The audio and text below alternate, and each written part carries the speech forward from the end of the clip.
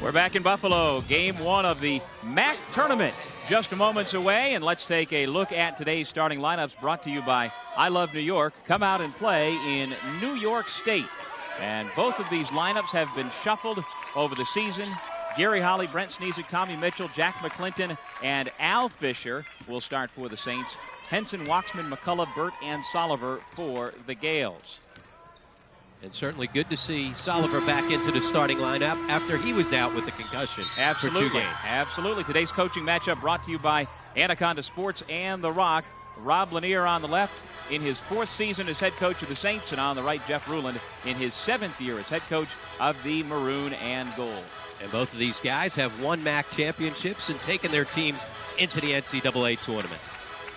There you see the 83rd meeting between these two schools, longtime rivals in the Metro Atlantic Athletic Conference and longtime rivals before that in Catholic basketball circles back through the 70s, 60s, and before. And both games this year, 3-point wins by the home team. And each of the last 10 times these teams have met, the games have been decided by 10 or less. So they certainly have a history of playing close games coming down. Ray Perone, Ed Corbett, and Pat Driscoll, the officials for game number 1 of the 2005 MAAC tournament. As you mentioned, Rob, the last time these two teams met was only a week ago, last Saturday. Iona won that game 75-72. Jack McClinton went for 23 points in a losing effort, but like you said, it's been close either way. Absolutely, and in that game, Siena had an opportunity. We're down by 10 late in the second half, down 3 with just 30 seconds left, and scored a bucket, but it was taken away on an offensive charge call, so certainly that one came right down to the wire. The Saints have the ball first in their road green uniforms as the lower seed. Iona is the number 5 seed, wearing at home white, and we've got a foul against Kiro Waxman, which is exactly what Iona didn't need to see just 14 seconds in the game. No, absolutely not. We talked about the fact that they are without Jenkins up front, but they're also without Gary Springer, who is serving a 1-game suspension, so he will not be available up front for Jeff Ruland either this afternoon. And this is on top of an earlier injury this season to Anthony Bruin, a forward who's out for the year, and also Tariq Atkins suspended for the year because of academic difficulties. So the bench is very short for Iona. Especially in the front court, and that's why, as you said, they can't afford to give up fouls inside. So Tommy Mitchell gives Siena the lead, and it's tied right back up. Certainly. McCullough playing terrific basketball. He had a season-high 20 last time out against Siena. Perfect 6 for 6 from the floor, including 4 threes. And when he can stretch out the defense and knock down threes, it certainly helps him. And there is Burt off the steal, giving the Gales the lead. Not surprising. We talked about all their front court problems, that their backcourt stepping it up and gives them their first 4 quick points. Well, you look at these two teams. Siena starts 2 freshman guards in the backcourt along with Tommy Mitchell, who's got the ball now. Iona, meanwhile, has a senior and 2 juniors who have all logged many minutes over the years. You know, certainly they have an advantage as far as experience in the backcourt. This is one of the freshmen for the Saints, Al Fisher, off to Mitchell. Drops it off to Gary Holly, who throws it down. One of the reasons why Siena's been playing better basketball coming down the stretch is that Tommy Mitchell, the senior, has finally started to step up and emerge as the leader that Rob Lanier's been looking for the last couple of seasons. Well, we've got 4 Siena, 3 seniors, starting with 2 freshmen. Brent Sneesick, Tommy Mitchell, and Gary Holly, the 3 seniors trying to extend their college careers this weekend here in Buffalo. Sneesick picks up the foul. Waxman will shoot 2. Throughout his career, Brent Sneesick has struggled with foul trouble. He's got the ability to go find contact. A guy who's not afraid to throw his body around. Certainly a different role for him coming down the stretch. Indeed, and the last time Siena went to the NCAA tournament, that group of seniors were freshmen back in 2002. Tommy Mitchell, Brent Sneesick, and Gary Holly. Holly is the quintessential Siena Saint. Didn't really have much of a role on the floor as Gary takes a seat until this is senior season. In his first 3 years, he just took 32 field goal attempts. Yep. I mean, this is a guy who hardly played his first 3 years, and because of the injuries, and we talk so much about Iona being shorthanded, but certainly nobody more shorthanded than Siena this season, with Michael Haddix not able to play. A preseason first-team selection. You take anybody who was a preseason first-team selection off of any of these teams in this league, and they would certainly feel the effects just as Siena had. No question about it. Siena also without The young man who started the season at the point. His name is Kojo Mensah, and he really was never healthy from the get-go. A series of leg injuries has basically cost him his freshman year. Sneezik comes up short on the turnaround. Henson the rebound for the Gales, who try to push the tempo. But certainly Iona wants to play this game in the 70s, and Siena much more comfortable to keep it down. Kind of a wild shot by Henson. Sneezik and Henson bang bodies, and it'll be Siena basketball. The Siena win, they did a great job guarding against Iona. A 59-56 win. Iona shot just 23% from the floor, and Iona's win, not surprising. Once again, they get up over 70 points. That's been the benchmark for them.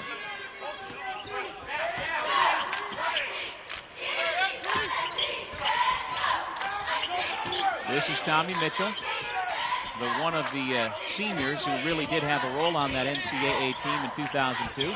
Logged regular minutes off the bench, and there goes Tommy to the left hand. They had a mismatch. Henson on the switch, out-guarding him on the perimeter, and Mitchell recognized it and went strong to the hole. Tied at 6 apiece. Siena and Iona, game 1 of the 2005 MAAC tournament. Glad you could join us here from Buffalo. Mitchell with solid defense on Burt. David Ryan tried to draw a charge. Then the takeaway by Al Fisher. Take down after the turnover by Al Fisher on the tackle against Ray Perot. Wow. There's Ray, no worse for wear. Smiles all around. You ever see at NBA games where they'll have a fake referee come out and get in a tussle with a player as though he's a regular ref? Looked like right there Ray was in on the gag. Bounced right back up, though, showing you his toughness and quickness. Henson has his shot blocked by Ryan. Burt, nice pass to Soliver on the baseline. Wrap around. Henson has it knocked away by Fisher. Second time that Fisher's been able to strip Henson on his way up because Henson brought the basketball down. Well, Henson's going to have to deliver some offense for Iona here tonight. He averages 6.3 points per game. He's been a streaky player. He's capable of getting up to 15, 18 points, but he's also capable of being non-existent. Well, that's been the problem. Started the season very slowly and then got himself on a good run. An 11-game stretch, including a game we had against Manhattan where he had a real good game. But in that 11-game stretch, he averaged nearly 11 points per game. But in the last 4 games, he scored just 6 points. So he's got to step it up here in his last go-around as a senior in the MAAC tournament. Now that game we talked about, he had 17 against the Jaspers. In that same stretch, he went for 21 against St. Peter's. Marshall just into the game misfires on his first field goal attempt, and the Saints with the ball. We're tied at 6, 4 minutes in. Here's Mitchell, who has had the hot hand early. McCulloch clears the glass.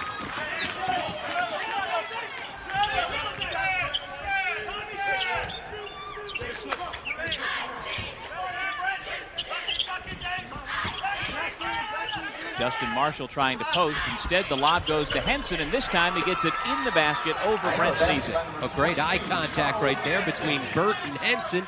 Looked like Burt forced it, but good catch above everybody by Henson to get the hoop. Ryan sets the screen for Mitchell.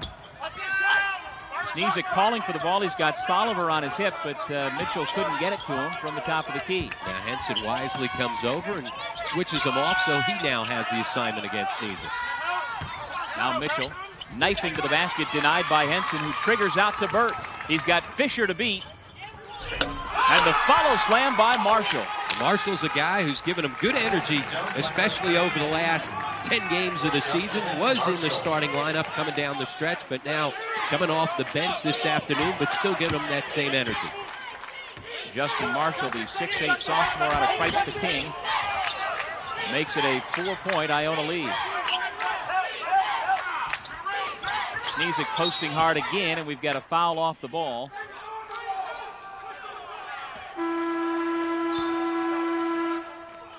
It'll be Siena basketball when we come back.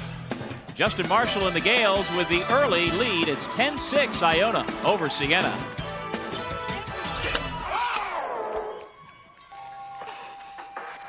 (10-6) Iona with a lead over Siena, and there is one of the fallen Saints, Kojo Mensah, started the season as the point guard for Siena, but leg injuries has cost him the rest of his freshman year. And certainly Rob Lanier has not had everybody that he expected this year, including Michael Haddix. And you take a first-team preseason all-conference guy off any team, as we talked about before, they would feel the effects. But Haddix, his presence inside and the ability for people to have to handle him on the low post really totally changed the dynamics of the Siena Saints team. And without Haddix, Siena has been prone to go into scoring droughts, and they are in the midst of one right now. Antoine Jordan has checked into the game for the Saints. He has been somewhat of a mystery this season. They counted on him to provide a lot of that scoring relief, but the drought continues here tonight for the Saints. McCullough on the pull-up. Rebounding foul. Off the ball, it goes against Jordan. His first. Again, it's Marshall with his energy and activity, getting after it on the offensive glass to pick up the foul against Siena. That's the 13th foul against Siena. Steve Burt guarded closely by Tommy Mitchell. That's the role that Mitchell's always been most comfortable in, that defensive stopper with the assignment against the opponent's best offensive player. He's done a good job against Burt so far here in the early going. Henson trying to take Holly off the dribble. Into the paint, Henson. Nice look inside Marshall, and he's fouled. Rather, I thought I heard a whistle. Must have been a squeaking sneaker. Siena comes away with it. Good ball movement to beat the trap, but they don't finish the play off.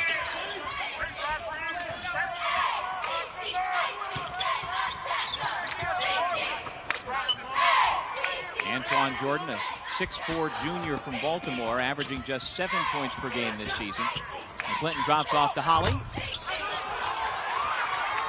Here come the Gales back the other way. Burt looks off the defense, fires up. McCullough tips in. How did he do that? With the outstretched left hand, which is his natural strong hand. But McCullough, as we said, playing with a lot of confidence coming down the stretch. Last possession on transition. Even though he missed the shot, you can see he's playing with a lot more confidence right now. McCullough gets a hand on the loose ball against McClinton, who uses the crossover to get into the paint. That is Jack McClinton's game. Absolutely.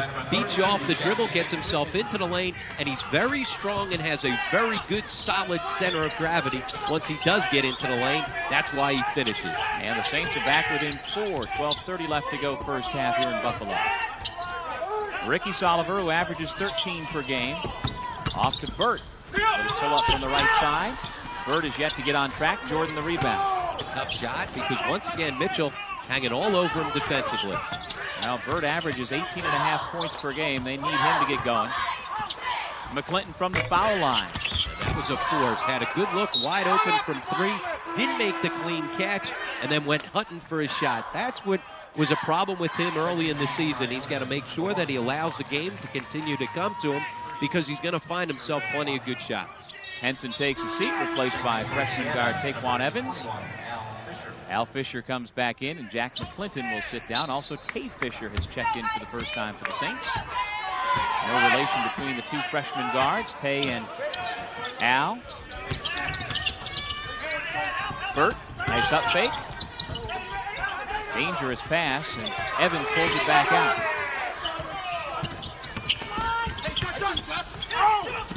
Marshall has it taken away on the way up by Al Fisher. How many times have we seen the Saints get in there and rake the basketball out in the post? Lob into Sneezik. Soliver comes over nicely to knock the ball away. Burt to Waxman, right to the rim, but he missed it. The tip is good. Well, Marshall's been there to clean it up a couple times. Another missed opportunity inside from Waxman. He's got the ability to find shots, but at times he doesn't finish inside. Now, Marshall is a key to Iona winning ball game. Al Fisher misses the floater. Sneezik tips it in. But as for Marshall, who averages fewer than 4 points a game, when Iona gets at least 6 points out of him, this year Iona is 5-2. So they are off to a good start in that. If it's an indication they're going to get some offense from Marshall. Evans, who looks to pass first, takes it back out to Burt. It's off the mark again. Jordan tracks it down. He does not look to pass first. Burt's a guy who, when he's got open looks, the ball's going up.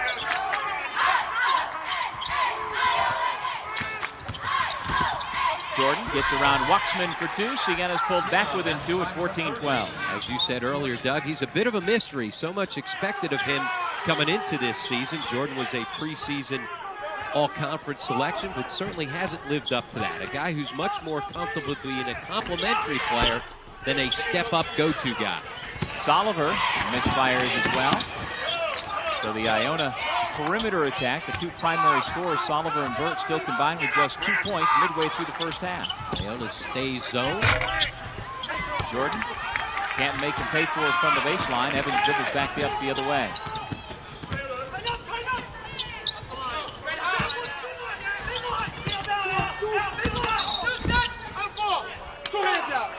Iona off to a slow start from beyond the three-point line, but that's a big part of their offensive repertoire. We've got a timeout, 9:51 to go first half. Game number one of the 2005 MAAC tournament. Iona with a 2-point lead over Siena.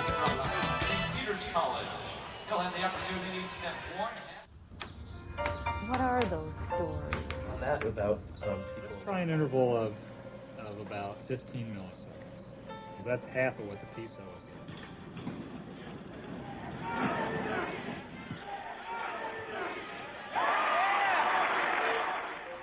The aspects of the retreat, like you talked about friendship. It's also about what that knowledge means for the human spirit. I know that students are concerned about it.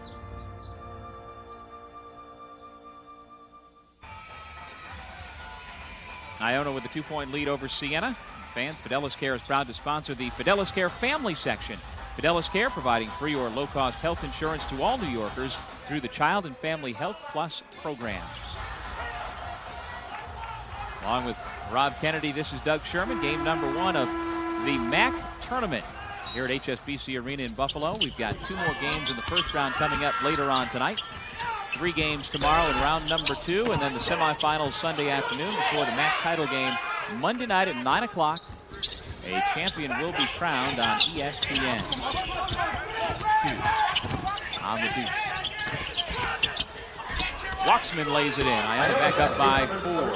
You see Iona, despite the fact that they don't have Jenkins and Springer up front, their front court doing the job on the backboard. Neither team shooting particularly well so far. Siena just 5 for 13. Iona 7 for 19. Sneezik working hard on the glass for 2 more.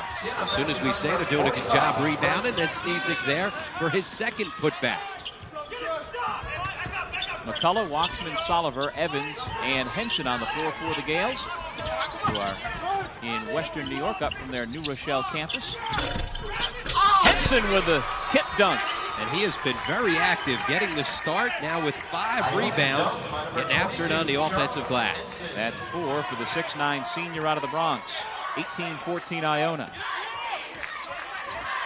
And Iona has gone zone. Siena's had an opportunity to get after it on the offensive glass, mixing things up between man and zone. But other than a rare occasion this year, Siena has been a good team to play zone against. They don't shoot too well from the perimeter. No, absolutely not. When you look at their field goal percentage numbers, they're scary. 36% from the field and under 30% from the three-point line. McClinton with the shot clock winding down, tried to find Sneezik, but it goes out of bounds, untouched. Well, Charles Henson has been up and down all season long. Well, he shows you how to go up and throw it down on this. Active, nobody puts a body on him, and he's a terrific athlete. He's got good quickness right off the high screen and roll. You see Holly comes to challenge the shooter and never gets back in front of Henson to put a body on. Here is Henson. Chop it off for Burt, who just keeps firing, and from the angle we see on this right side, he is way off. And certainly 1 for 7 from the floor. Slow start for Burt. McClinton tried to bury the 3 in response, couldn't do it. The Gales come back leading by 4. Burt lost it on the way up. And the foul goes against Siena.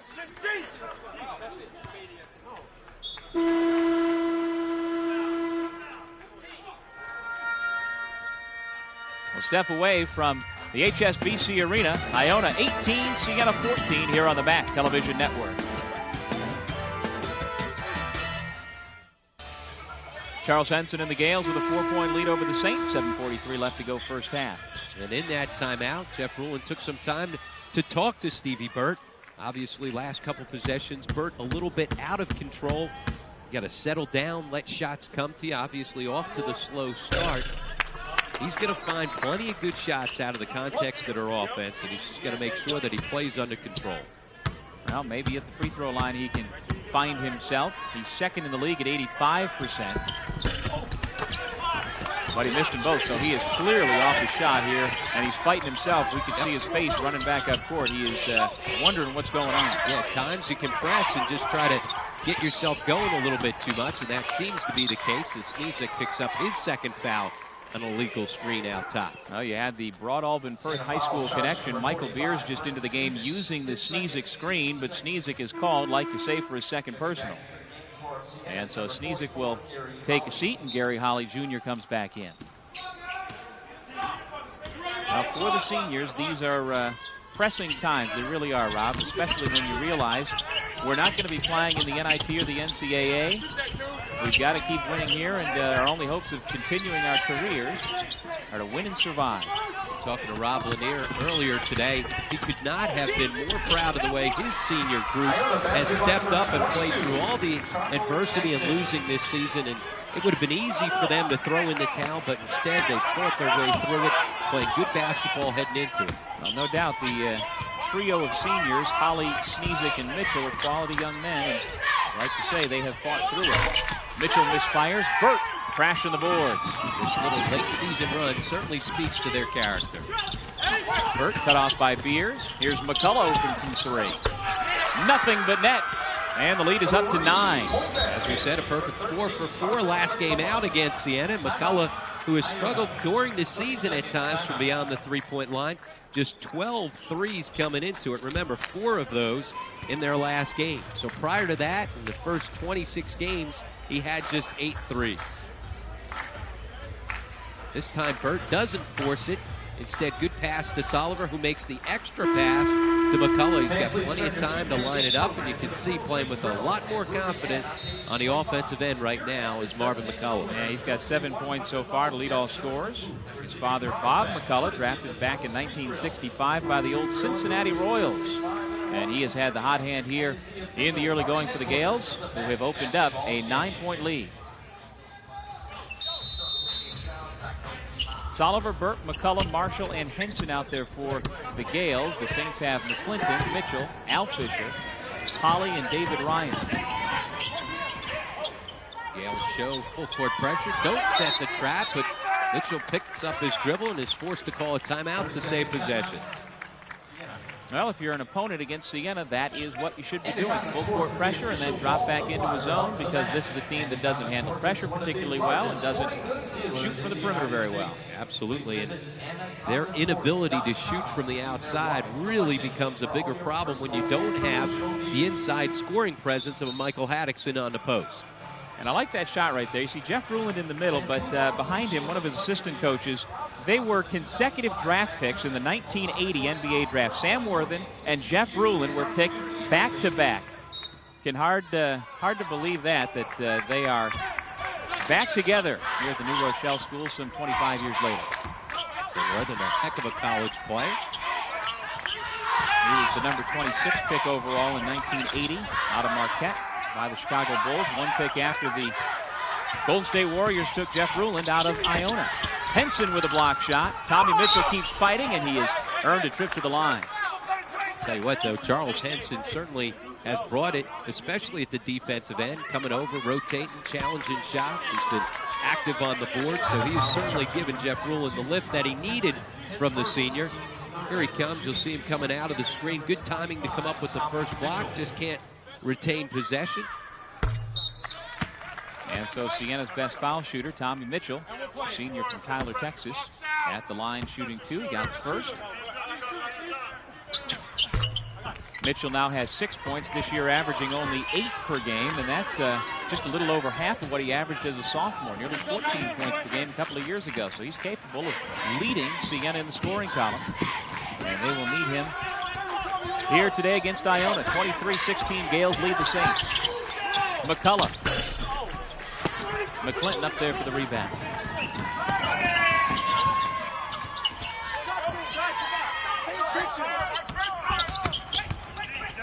Mitchell's been aggressive, certainly trying to find gaps, putting the ball to the floor, putting pressure with some mismatches defensively.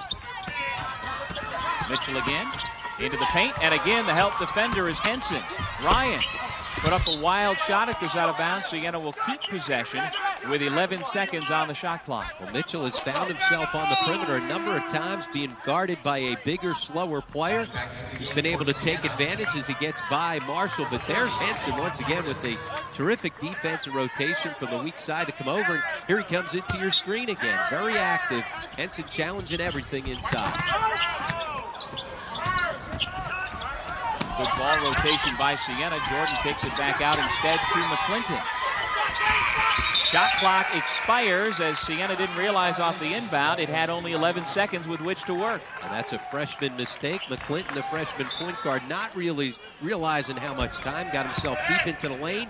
Instead of putting the ball in play, up on the rim, tried to kick it out.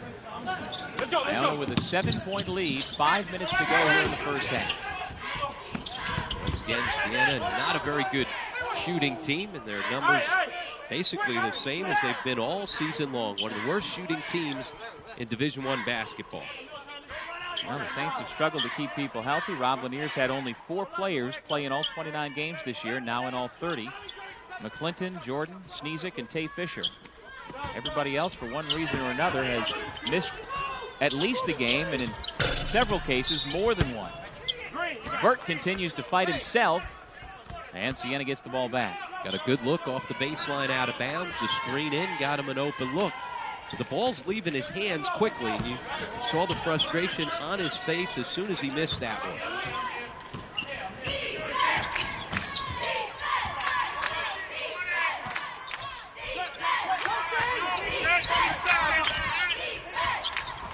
There's Henson coming out, making Tommy Mitchell pick up his dribble. 15 seconds on the shot clock.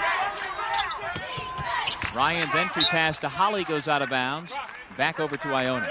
On the switch as Henson was forced to pick up Mitchell. They had a mismatch, but couldn't find him inside. Iona is the number 5 seed, Siena the number 10 seed. And if either one of these teams is going to go dancing into the NCAA tournament, they're going to have to win 4 games in the next 4 days. Something that Siena was able to do a couple years ago when they won the championship. They came the first team in MAAC history to win those 4 games in 4 days. That was Rob Lanier's first year at the helm of Siena. Holly is going to be called for the foul.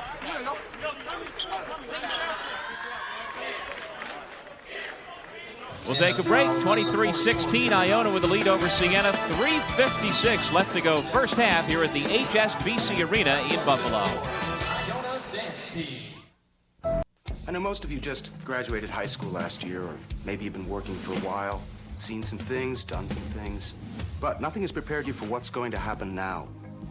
We're going to set goals for each of you, way up here, way up here, and then we're going to help you exceed them, believe it.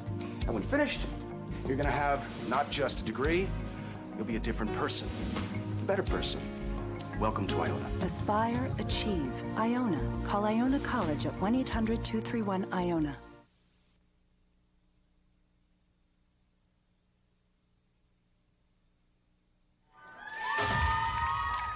Ladies and gentlemen, let's give a round of applause for the Iona dance team.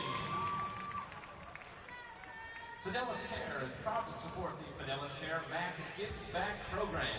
Fidelis Care provides free or low-cost health insurance to all New Yorkers through the Child and Family Health Program. The health insurance, call 1-888-FIT-LIS for information. Siena 23-16 late in the first half here in Buffalo. Fans this season, Balanced Bar Food Company and the MAAC are promoting healthy lifestyles to students, alumni, and fans. And today's tip, are you a morning person or an evening person? The best time, they say, to exercise is the time that fits best into your schedule. The Balanced Bar family of nutritional products aims to aid in the passionate pursuit of everyday endeavors and activities by providing energy that lasts. And that means after tonight's triple header, I should jog back to the hotel. Ain't gonna happen. Nope. Jump on that trolley. It's a little easier. Free throws have not been free for Jeff Rulin's club.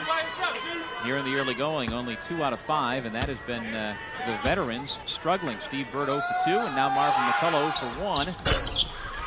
He does get the second. He leads all scorers with 8 points. And that's a repeat of their performance last time out against Siena. They struggled from the line, just 23 of 39. Burt missed 4 foul shots. As we said, a terrific foul shooter at over 85%, but right now he just can't get his shooting touch going.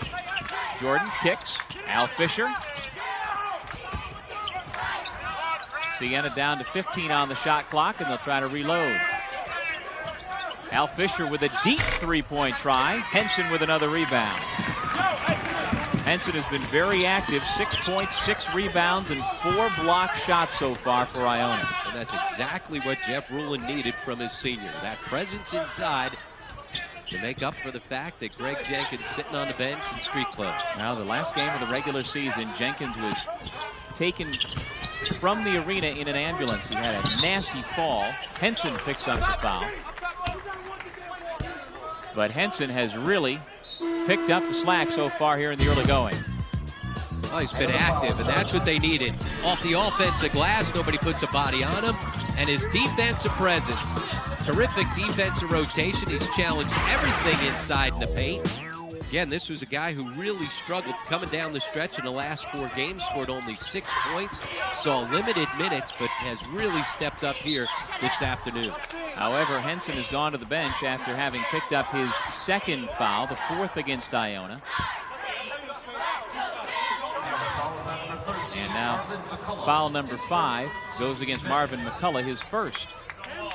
And so Antoine Jordan will head to the line.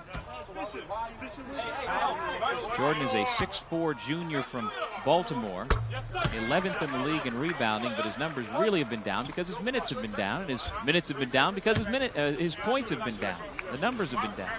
He certainly has not had the type of junior season that was expected of him. He's a guy that does a little bit of everything, but there's not one part of his game, except for maybe his offensive rebounding, that you can really hang your hat on. And because of that, he once again shows that he's a much better as a complementary player than a guy that's really able to step up in a primary role. Waxman wasn't ready for the pass and nearly took it off the chin. And now he goes to the line after Holly picks up the foul. Foul number 2 on Gary Holly. Once Waxman got his balance, ready to go, able to spin quickly along the baseline and get Holly on his back to pick up the foul.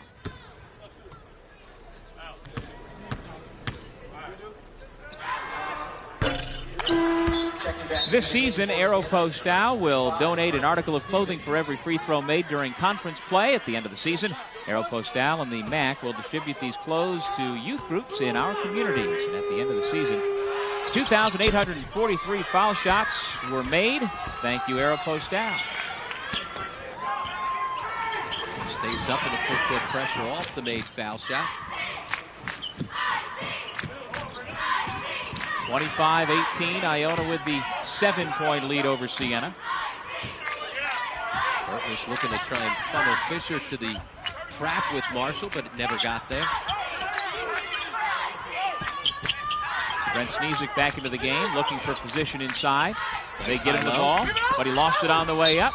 Knocked out of bounds by Waxman, so the Saints with 10 on the shot clock will inbound from the baseline. Let's see if they're able to keep track of that number this time. Excellent execution in the half court. They get a terrific high-low set as Sneesic able to throw his body around. He's a tough guy when he's trying to post it.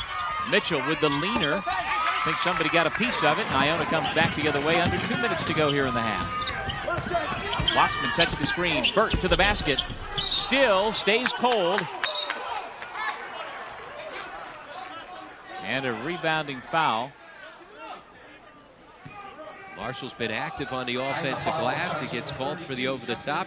Burt struggling from the perimeter, so trying to get himself to the basket. Smart move, does everything right except finish it. Tough call, solid box out as Marshall came over top. That's the 16th foul against Iona. Yale's have the 7-point lead with only 2 points out of the struggling Steve Burt. Tommy Mitchell tries to call timeout as he's surrounded by 3 white shirts. Instead, we've got a jump ball. And the possession arrow points to the Gales. And Rob Lanier, and he lucky that he didn't get the timeout call. Remember, they've already wasted 1 to try and save possession. There's so many times you see players try to call that timeout to save possession. But once you get into the first half, no need.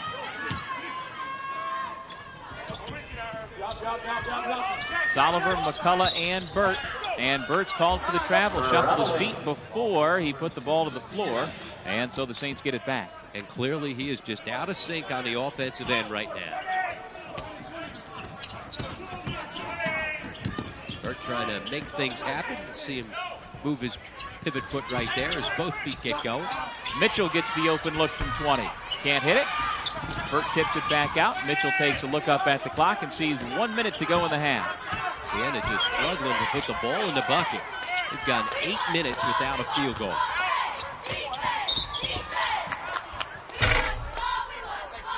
Blocking foul before the shot, so we've got it 1-1 for Jack McClinton. So Waxman gets his second foul. So Henson has 2, Waxman has 2, and like we said, with Anthony Bruin out for the year, and with Greg Jenkins out for at least tonight, the Gales are going to have to make do on the post. Sneesick checks out, Ryan back in for the Saints with under a minute to go.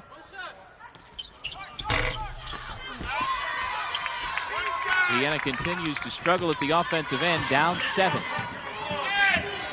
Got over 8 minutes without a field goal, not able to convert from the foul line. Once again, they've had scoring droughts throughout the season. They just don't have guys who can break you down off the dribble to get you out of that scoring drought. McCullough thought about it, instead goes to Waxman. Misfires. Shot clock down to 5. McCullough, nice look inside. Count the basket and 1. The layup by Justin Marshall. And the Gales will extend their lead. And it all started with the presence of mind of Marvin McCullough not to panic.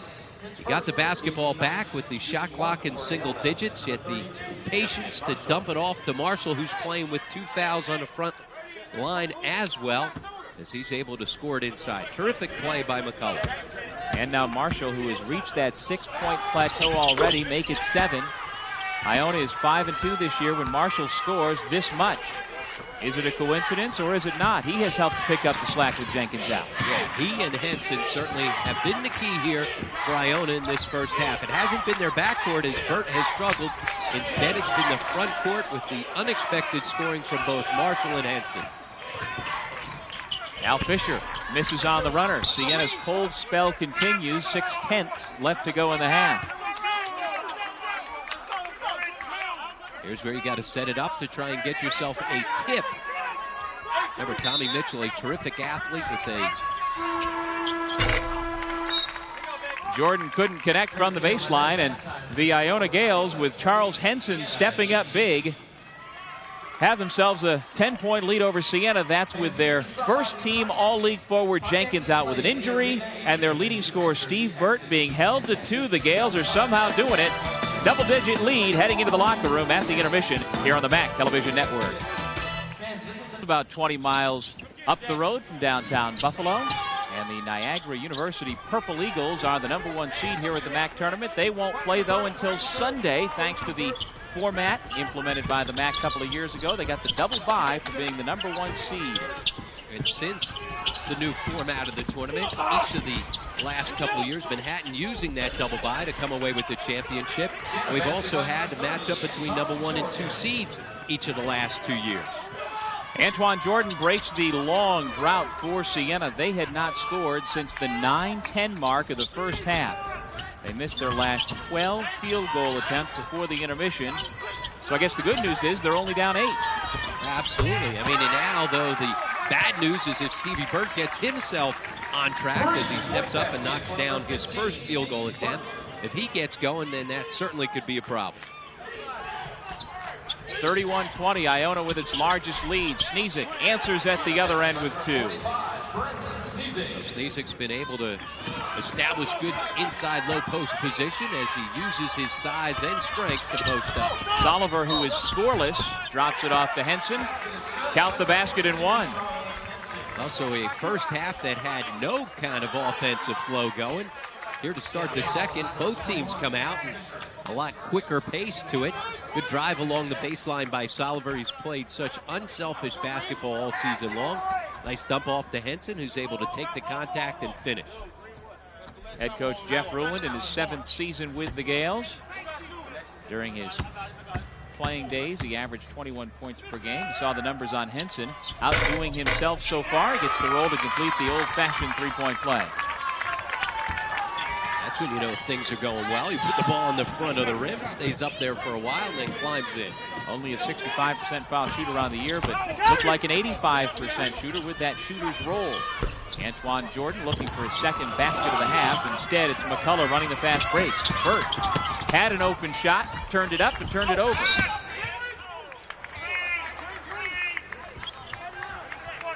Siena basketball. Al Fisher, Jack McClinton, Antoine Jordan, Tommy Mitchell, and Brent Sneesick. Kind of a small ball lineup for Siena, similar to what we'll see later tonight out of the Canisius Golden Griffins, going with 4 guards and 1 interior player. You're going to stretch it out with the 4 guards, so you've got to be able to make perimeter shots. I mean, it doesn't work if you can't shoot the ball from the perimeter. So Mitchell tries to do just that, can't do it. Soliver on the fly, gets the long rebound. Mitchell struggling from the field. And there's Burt off the feed from Soliver. Again, Iona much more comfortable out in transition. They've come out and gotten after it here in the first couple minutes from the offensive standpoint. 36-22, Iona's lead is up to 14. Jordan off the pick and roll, connects from the foul line. A little pick and pop as he's able to step up into the open spot. Nobody back as Waxman sneaks behind again. He finds shots, he just can't finish. So now Siena trying to push the tempo. Al Fisher lost it, and it goes back to the Gales. Fisher trying to make things happen, but got himself out of control. Tucker Roblinieri said one of the big reasons why Fisher has really stepped it up here coming down the stretch is he's earned his minutes and earned the ability to play through making mistakes. He's one of the freshman class that came in this year for the Saints. 5 guards recruited in this class by Rob Lanier. Al Fisher, a 6'1", 170-pounder from Pennsauken, New Jersey. Mitchell kicks it out. That's where Jordan has to have the confidence to let it fly. Had a wide open 3. Instead, not comfortable with taking it. Good pass from McClinton. Have a confidence to knock it down. Meanwhile, Henson goes way above the rim, and it turns into 2 more for the mercurial Steve Burt Jr. Yeah, they're starting off so slowly in the first half, on fire to start the second. Burt now has 9 points and has taken over, along with Henson, the scoring lead in the ball game. Soliver's been a big part of that. He's picked up a couple of assists. McCullough picks up his second. There's Al Fisher taking a seat. 23 time. Again, Burt getting himself into the lane, sliding by the defense, out in transition, where Iona's at their best. Nice look inside for Sneesick, who keeps it high and lays it in. That's a key. Kept it high. Bring it down. You give guards an opportunity to get after it. Instead, by keeping it up, he gets the finish. Sneesick and Jordan lead Siena with 8 points apiece. Tommy Mitchell's got 6. But Mitchell really struggling from the floor.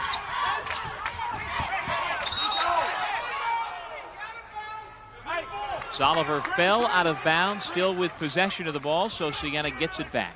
You can clearly hear Eddie Corbett on that one, explaining what happened. Before the timeout was called, he said he was out of bounds. Correction, no timeouts been called.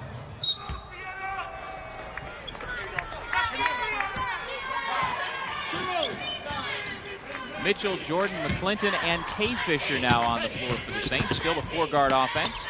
Tay Fisher's MO is 3-point shooting, but he has struggled in the second half of the season, and so his minutes have dropped off. Sneesick lost it through his hands out of bounds.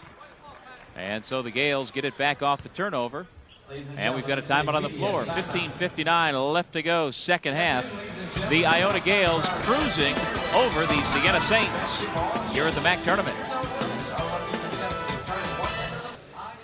Jeff Ruland's Iona Gales, the number 5 seed, leading the number 10 seed Siena Saints by 12 here in the second half. And fans, the New York Lottery MAAC Scholar Athlete of the Year is St. Peter's graduate student Corey Hinnant of Bayshore, New York. Winners are selected based on GPA, community participation, and good sportsmanship. The New York Lottery, supporting education since 1967, salutes Corey Hinnant for his achievements. And we should say that he is a postgraduate student, but still in his 4th year of eligibility basketball-wise. So he is getting his master's degree this spring. And congratulations to Corey Hinnant, our New York Lottery MAAC Scholar Athlete of the Year. And we'll get a chance to see him tomorrow, taking on the winner of this game, as St. Peter's, with the 4th seed for the 2nd straight season, gets a bye here in the first round. Well, the Peacocks are everybody's dark horse these days. They come in the hottest team in the league, having won 9 out of 11, and we've seen them a couple of times recently. And you see the explosiveness, and you know that they have the ability to knock anybody out. Well, they've got Kiki Clark. Yep. When you've got Kiki Clark, the nation's leading scorer, and a guy that gets so much done off the bounce and makes other guys around him better, certainly they've got a puncher's chance heading into it. But this is a tournament that certainly is hard to handicap because teams have been all over the place throughout the season. A team like Iona has beaten the top seeds in Niagara and Ryder, but has also lost to 2 bottom seeds in Siena and Loyola. Same thing for Manhattan. They've beaten the top 4 seeds. They've lost to the bottom 3. So certainly teams have been all over the place throughout the season. So the key is, except for Niagara, which would only have to win twice, can you do it consistently? All these other teams have shown flashes, had their days, had their halves, but can they do it for 3 or 4 straight days? That's why with the new setup, with the double bye, it's so important and puts so much importance on the regular season. It certainly has played true to form, as we said, in each of the 2 years that this format has been in place. We've had a matchup of number 1 versus number 2 in the final. A terrific look from Soliver to Henson.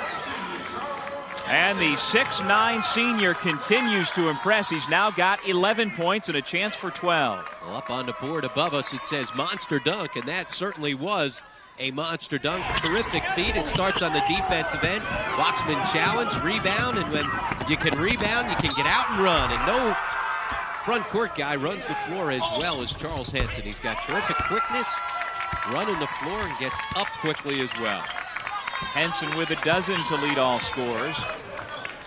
Iona led by 10 at halftime. It's up to 43-26. Iona's been solid. They have come out here in the second half, even after Siena scored their first couple possessions. They've matched it, and they've been able to rebound and run, and that's been the key. Well, Steve Burt, who was cold in the first half, came out and established himself offensively for Iona out of the locker room, and then Henson has just picked up where he left off. And on the other side, Tommy Mitchell, who struggled big time in the first half at just 1 for 8, he has not gotten himself on track, nor has Jack McClinton. So the 2 guys that out on the perimeter you would expect for Siena to try and heat things up, they have not. Beers misfired on the deep 3. And again with a long rebound, the Gales push the tempo. Burt to his offhand, couldn't finish, but the Gales pull it back out. Burt again. Well, he has certainly made up for that cold first half here. Whatever Jeff Ruland said to him, he certainly has gotten himself a little calmed down. Got some of that nervous energy out of him, and now has settled into a very good groove offensively. Now, Steve Burt was a preseason 3rd-team All-MAAC. He was named to the 2nd-team All-MAAC squad, and this is why he's been able to heat it up in a hurry. And look who started it all, though. Henson all over the place, coming up with another loose ball opportunity. And then terrific feed by McCullough, who's always comfortable making that extra pass to set people up. So now Burt with a dozen to lead Iona, along with Henson, who also has 12 points, McCullough with 8, Waxman 7, and Marshall with 7. Well, Rob, here's the Broadway Marketing mind-bending trivia question. Iona head coach Jeff Ruland played for which 3 teams in his NBA career? Broadway Marketing mind-bending branded solutions. We will have that answer for you, and I will tell you that since I said earlier in the broadcast that Jeff Ruland was drafted by the Golden State Warriors, I'll tell you that's not one of them. Nope. You've got to come up with 3 other names. His first year went overseas, put up very good numbers, and then came back and played for 3 teams, all in the Atlantic Division. That's the end of all of our hints. One of them's easy. The other 2, well, actually one of the 2 you probably got to work for a little bit. But we'll have that answer for you in just a few minutes. But Jeff Ruland has been a part of this Iona Gales program for the better part of the last 25 to 30 years. He got into coaching back in 1993 as an assistant coach in the NBA for Fred Carter and the Philadelphia 76ers, and from there he came back to his alma mater and worked under Tim Welsh, and then ascended to the head coaching position when Timmy moved on to Providence. And had terrific success right from the start, leading the Gales to back-to-back NCAA tournament appearances. And earlier this season he kept saying, you know what, I know our team's been up and down, but I still think we've got enough to be able to win a championship. Well, Steve Burt was ice cold in the first half, and he's been equally as hot in the second half. Yeah, you're not going to be able to keep him down. Averaging over 26 per game his last 4 contests because he's got the ability to stretch out with that deep three. Got himself on track by putting the ball to the floor, getting to the basket, getting off the schneid, and then since then has been on fire from deep. Well, his biggest game as a sophomore last year, 24 points in the MAAC tournament against Niagara. And his biggest output so far this year, that 38-point outburst against Marist that we had here on the MAAC television network. And there's his defense forcing the turnover against McClinton. And one of the reasons why McClinton has been dead quiet has been because of the solid defense on the basketball by Burt. So McClinton with only 2 points. He comes in averaging as a starter 16 points per game, and that's been basically in the MAAC regular season. He has been the offensive catalyst, and Rob Lanier's club with only 2 from him.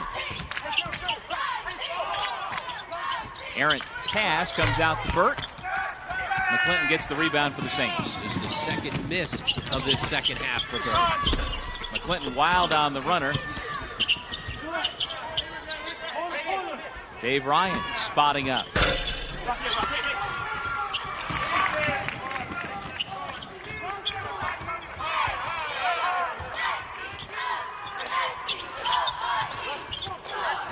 Burt splits the double team, drops it off for Henson. Got himself deep into the lane. Sneesic stepped up. 2 defenders came with him. That left 2 Iona players wide open. It ends up in Henson's hands. 48-26 Iona, 13:20 to go second half.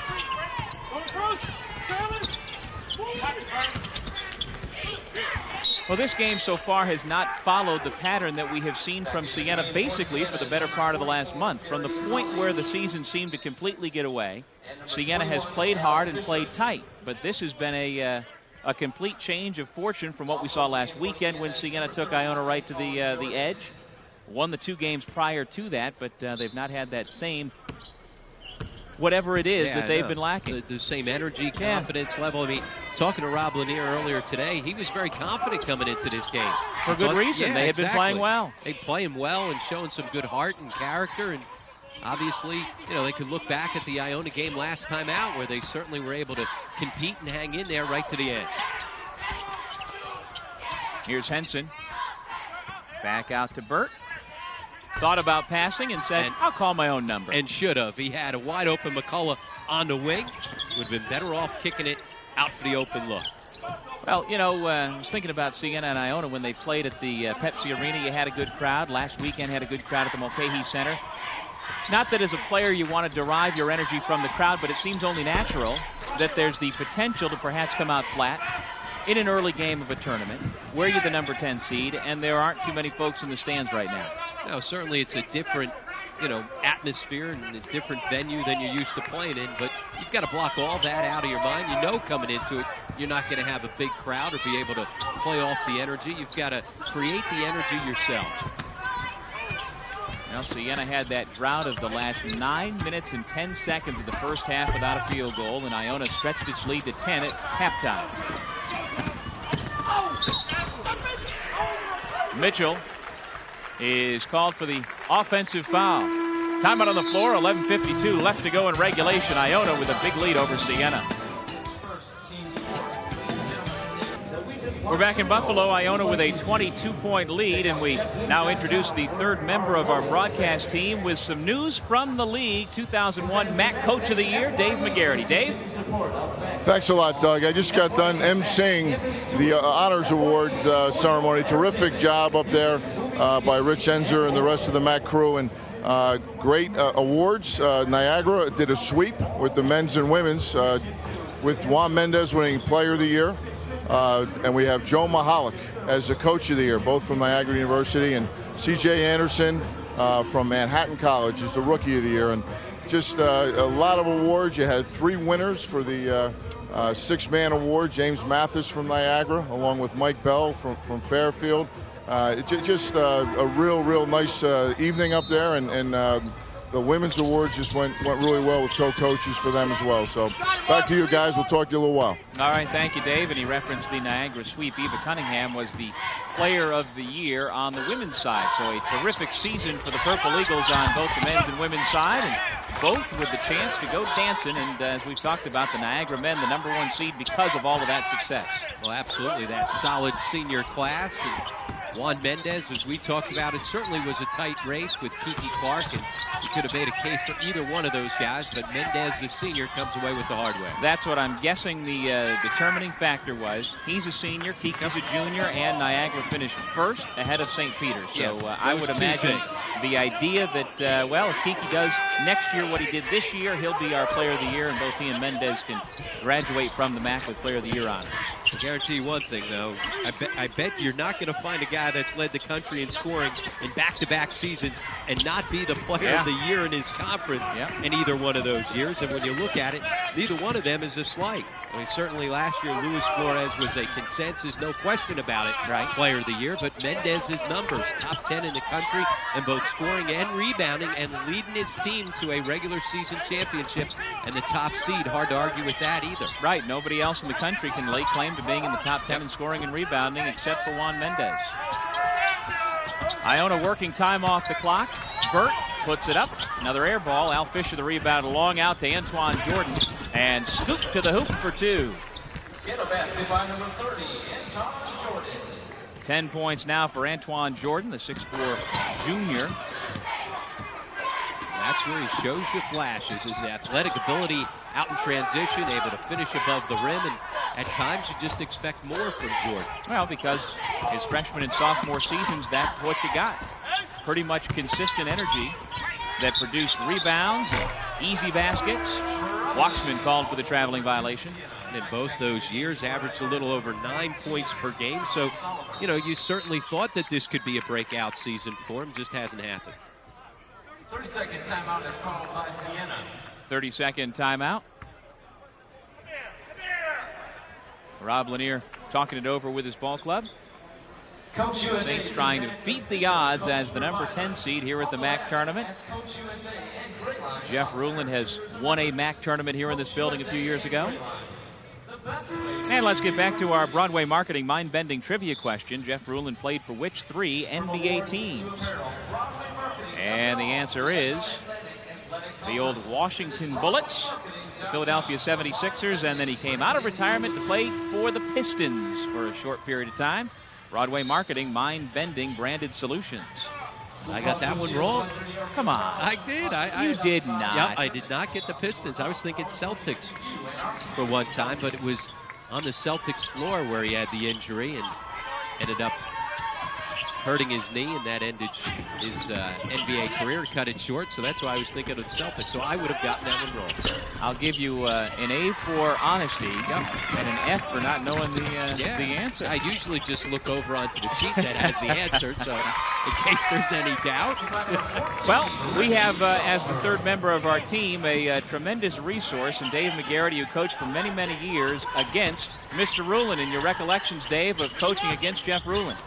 Well, I'll tell you what, fellas, I go way back. Let's go back to 79-80 when Jeff was playing for Iona College, and I was the head coach at St. Francis, and took them right down to the wire. Had them beat up in Loretto, Pennsylvania, but Jeff Ruland changed the shot, and then someone had a follow-up shot and lost at the buzzer. But known Coach Ruland for a long, long time, obviously followed his career.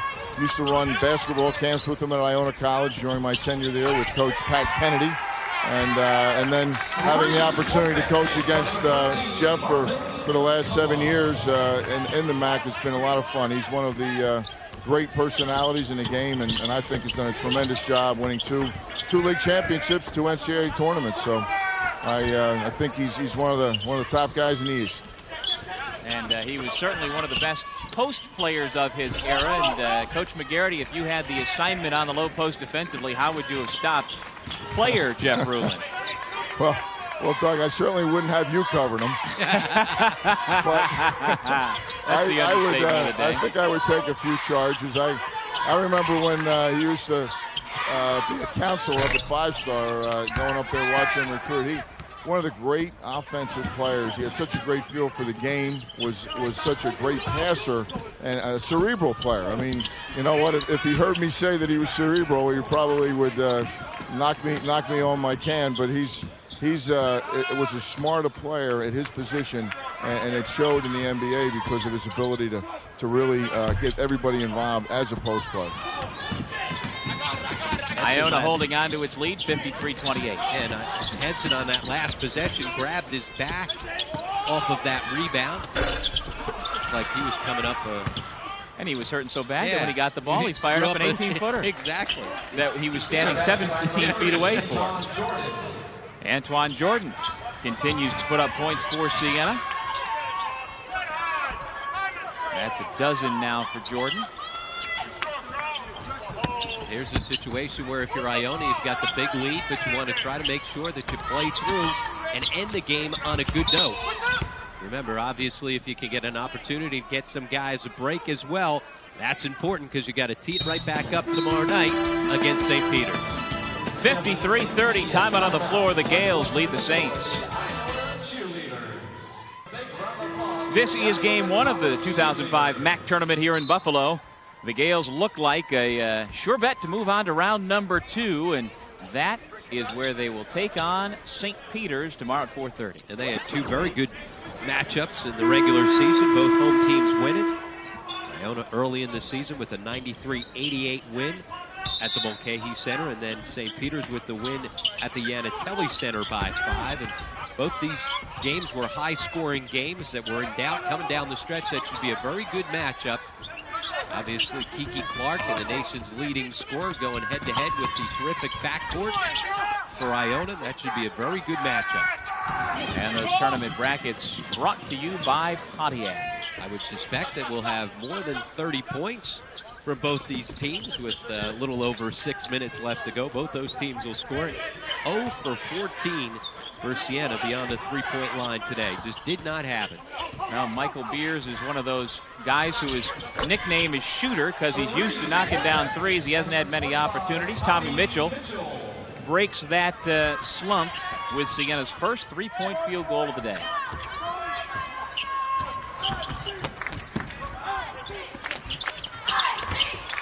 Marshall able to save it back out to Sullivan. Just over 6 minutes to go here in the second half.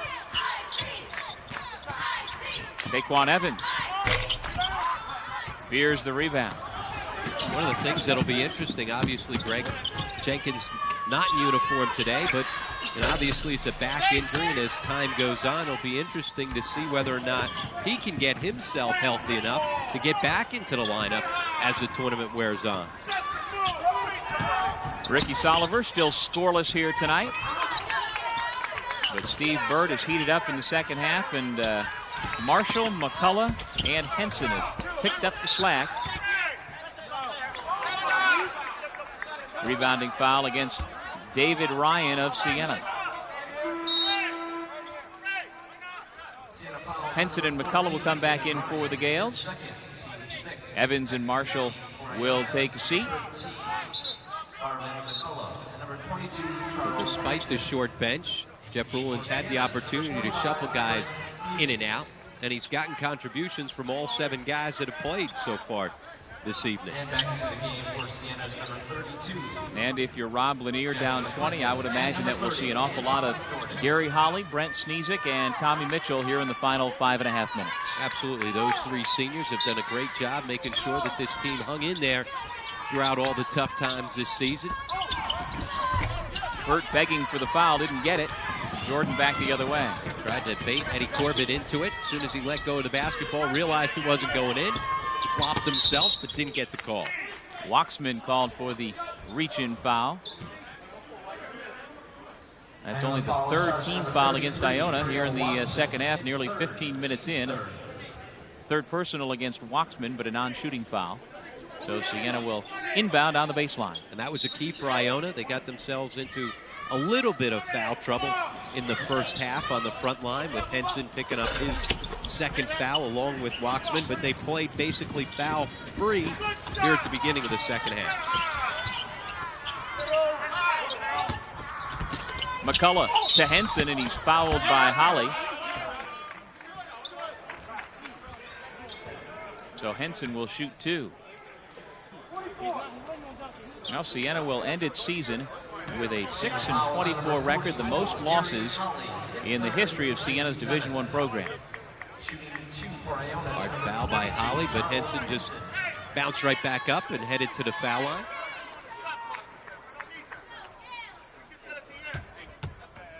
Henson's played a big game. You see the double-double and the 4 block shots, and the all coming in the first half were as important as any to help keep Siena off the scoreboard and keep them out of sync. It really set the pace for Jeff Ruland's team. Came out with energy and enthusiasm on the glass and challenging shots, and you're right, he set the tone. And he's done it from the line as well. He's got 16 points.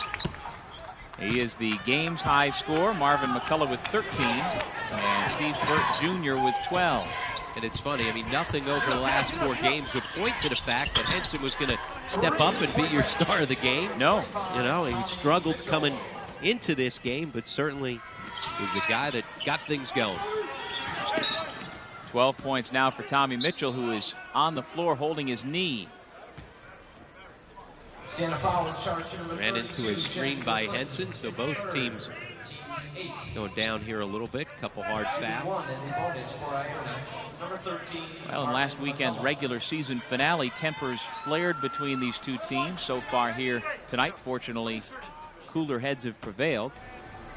Yeah, one thing's for sure, we don't know whether or not you're going to see Greg Jenkins in the next round against St. Peter's, but you will get an opportunity to see Gary Springer. So Jeff Ruland will have a few more answers off the bench from his front court as Springer will be done with his 1-game suspension. And there is Jenkins, who suffered a back injury in that regular season finale.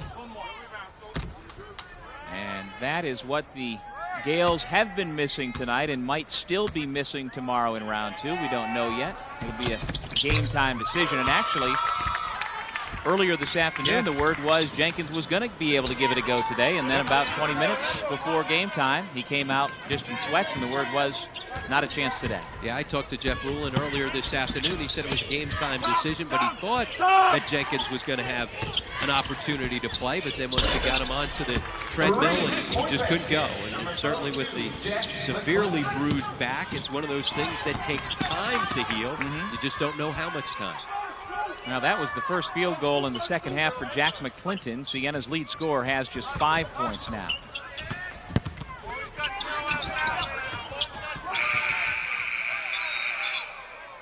Shot clock must not have been reset because the shot clock just went off. Yeah, clearly there wasn't 35 seconds on that possession. Time flies when you're having fun, but not that fast.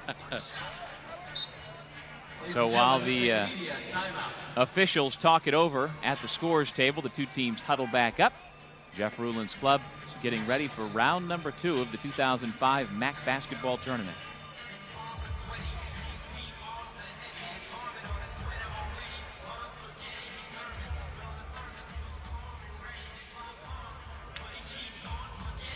Well, while they continue to figure out what the shot clock situation is going to be, it gives us an opportunity to talk about what we've got coming up next.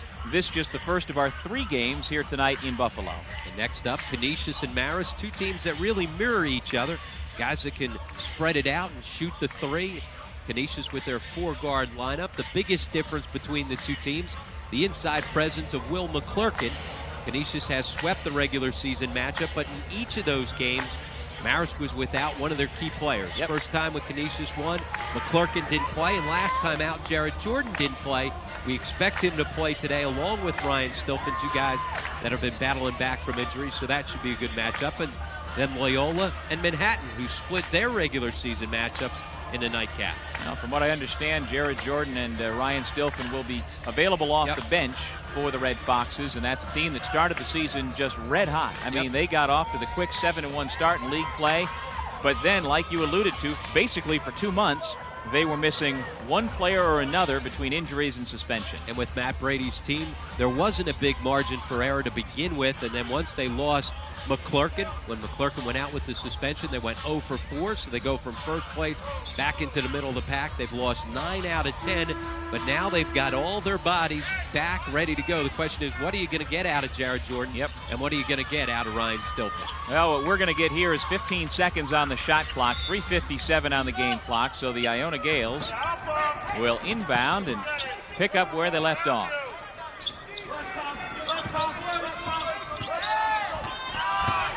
A lot of hand fighting between Burt and Mitchell, and Burt winds up getting the shot off, but he's on the floor. The shot clock winding down. Put the ball in Burt's hands. Who's got the ability to get by people. You know, when you're struggling, get yourself to the line where Burt has usually been terrific.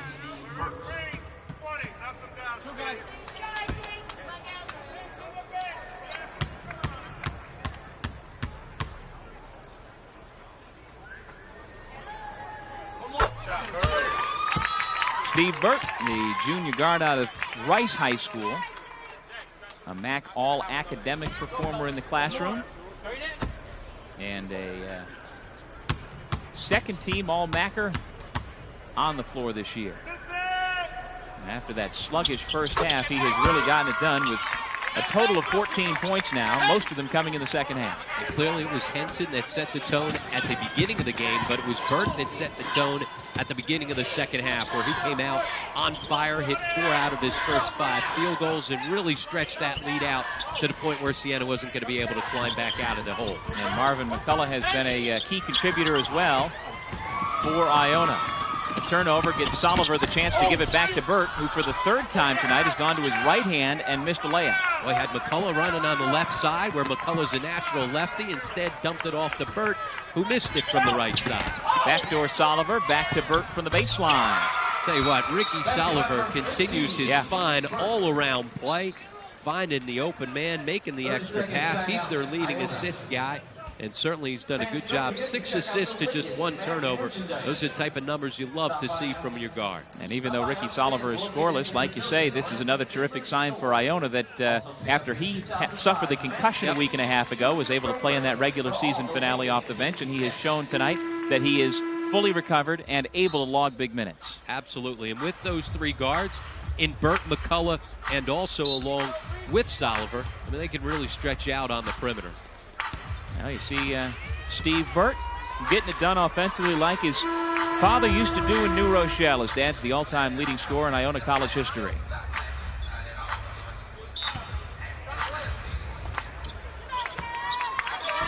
All right, we've got Dave McGarity standing by with the 2005 MAAC Player of the Year, Juan Mendez. Dave? Thanks a lot, Doug. Yeah, I'm here with Juan Mendez. I just got done presenting him the Player of the Year award. Juan, congratulations, first of all. What a terrific year you and the Purple Eagles have had. Thank you very much. I appreciate it. It's been great so far, so good, you know, but we haven't accomplished what we want to accomplish, and we got to come out Sunday, try to get a victory, and have a chance to play on Monday to go to the NCAAs, and then it'll be picture perfect here in Western New York. How do you feel about having that double bye? Sit around, wait till Sunday. That helps. You know, that helps a lot, actually, because, you know, we are a running gun team. And to have fresh legs going into that semifinal game, you know, that's just credit to my teammates, to the players for, you know, playing so hard during the year and having the opportunity to do those kind of things. So, well, thanks a lot, Juan. Hey, congratulations, and once again, good luck to you, son. All right, thank you, Dave, and congratulations to Juan Mendez. You hear Juan talking about the importance of that double bye, not only because they get up and down the floor and score a ton of points, but they're also a very short bench. With the injury to Sharon Fisher earlier this season with the ACL, their bench really went from like 7.5 guys down to 6.5. So certainly the double bye a big, big advantage for the Niagara Purple Eagles. And we'll get our first chance to see Niagara Sunday afternoon against a opponent to be determined.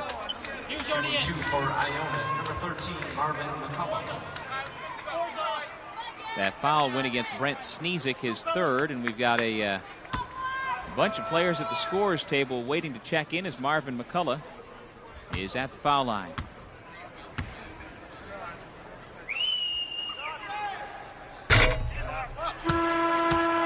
McCullough is one of the co-captains for Iona. He's got 13 points. Al Fisher in. Tay Fisher in as well.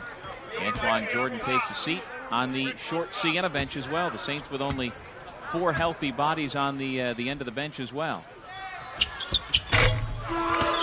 McCullough gets 1 out of 2. And there's a look at our Pepsi player of the game. It's Steve Burt Jr. Pepsi, it's the cola.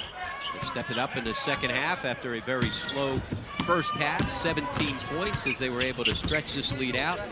Siena never challenged here in the second half. And again, how important was it for the role players to pick up the slack in the first half? They had a 10-point lead at the intermission with no points out of Jenkins and only 2 from Burt. Absolutely. Henson and Marshall set the tone in that first half, and Waxman's had a solid game as well. He hasn't scored the basketball, missed a couple easy opportunities inside, but his defense and rebounding have also been a key. Meanwhile, for Siena, Tommy Mitchell, 15 points. Brent Sneezik into double figures with 10 in what's his last college appearance. Gary Holly, the other senior, back into the game. He has 2 points on a slam back in the first half. And Ryan and McClinton go out with 1:41 to go.